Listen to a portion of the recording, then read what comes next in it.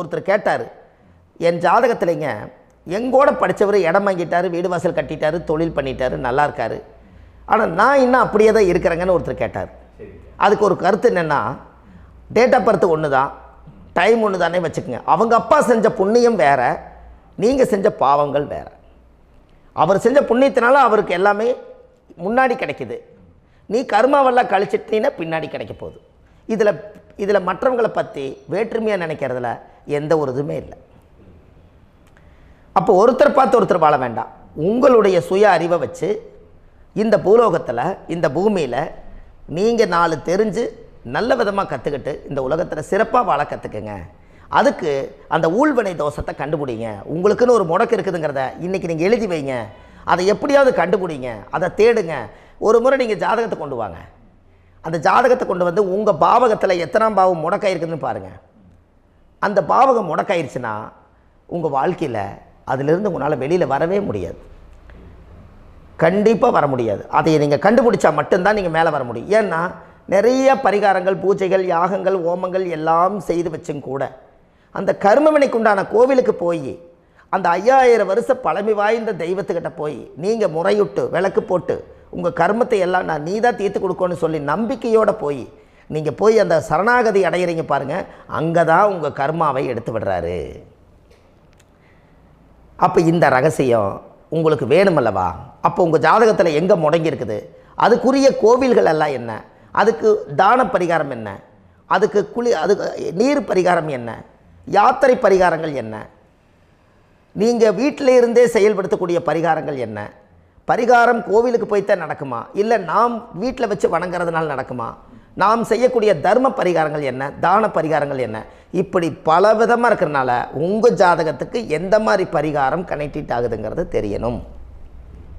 இது தெரியாமல் கண்டிப்பாக உங்களால் செயல்படுத்துறது ரொம்ப கஷ்டம்.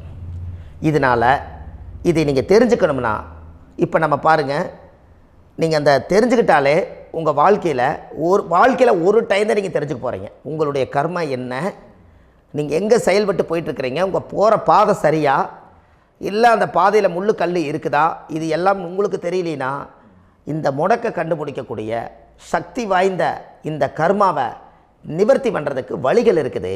அதனால் நீங்கள் கண்டிப்பாக இந்த முடக்கை தெரிஞ்சுக்கணும்.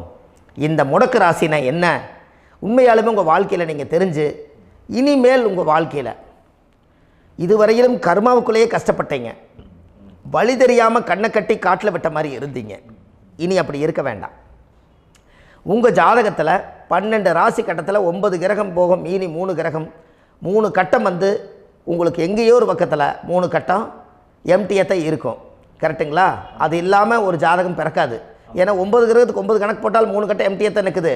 அந்த கட்டத்துக்குள்ளே எந்த நட்சத்திரத்தில், எந்த சாரத்தில், எத்தனாவது டிகிரியில், எத்தனாவது பாத சாரத்தில், எத்தனை வெகுளையில், எத்தனை செகண்டுக்குள்ளே இந்த கர்மா உள்ளே புகுந்து உங்களை செயல்படுத்துதுங்கிறத கண்டிப்பாக உங்கள் ஜாதகத்தை கொடுங்க, பார்த்து இந்த விஷயத்தை சொல்கிறேன். நீங்கள் அந்த இடத்துக்கு போய் நிவர்த்தி பண்ணிவிட்டு உங்கள் வாழ்க்கையில் கொஞ்சம் காலம் வாழ போகிறீங்க. பாருங்கள், பிறந்ததுலேருந்து 20 வருஷத்துக்குள்ளே இளமையாக வாழ்கிறீங்க, குழந்தையாக வாழ்கிறீங்க. 20லேருந்து 40 வயசுக்குள்ளே தான் உங்களுக்கு ஒரு பொண்ணை பார்த்து கல்யாணம் பண்ணி ஒரு கரு உருவாக்குறீங்க. அதுக்கப்புறம் 40லேருந்து 60க்குள்ளே குழந்தை பெற்று கடமை முடிச்சிடுறீங்க. 60 வயசுக்கு மேலே ரிட்டையர்ட் ஆகிடுறீங்க. இந்த 20க்கும் 60க்கும் இல்லாத 20லேருந்து இந்த 40 வயசுக்குள்ளே உங்களோட தேடல் என்னவோ அது வாழ வேண்டிய சுகபோகமான வாழ்க்கை எல்லாமே அந்த 40க்குள்ளே தான் இருக்குது. இந்த 40க்குள்ளே இருக்கக்கூடிய வாழ்க்கையை இந்த கர்மா தெரியாமல் காலத்தை வீணாக்க வேண்டாம். வாழ வேண்டிய வயசில் நீங்கள் வாழணும். அதுக்குரிய கர்மாவை நீங்கள் சுத்தப்படுத்துங்க. எப்படியெல்லாம் நீங்கள் சந்தோஷமாக வாழ்கிறீங்கன்னு எனக்கு ஒரு தகவல் கொடுங்க. வேறு லெவலில் நீங்கள் இருப்பீங்க.